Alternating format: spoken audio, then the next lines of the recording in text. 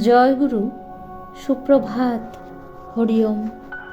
ওম অখণ্ড সংহিতা বা অখণ্ড মণ্ডলেশ্বর শ্রী শ্রীমৎ স্বামী স্বরূপানন্দ পরমহংসদেবের অমৃতময় উপদেশবাণী, অষ্টাদশ খণ্ড।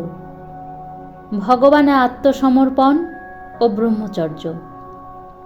শ্রী শ্রী বাবামণি বলিলেন, দেহ, মন, প্রাণ, আত্মা, জীবন এবং যৌবনকে একেবারে ভগবানের পায়ে সমর্পণ করে দিয়ে আমাদের নিষ্কিঞ্চন হয়ে তাঁর চরণ আশ্রয় প্রয়াসী হতে হবে।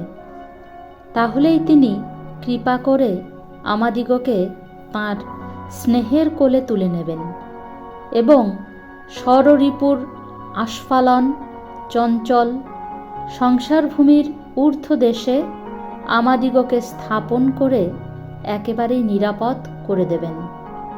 এই জন্যই তো দেশে দেশে যুগে যুগে মহাপুরুষেরা বদ্ধজীবকে ডেকে ডেকে বলেন, এসো ভাই বোনেরা, ভগবানের অমৃতময় নামের রসে ডুবে জীবন সার্থক করো। হরি ওম।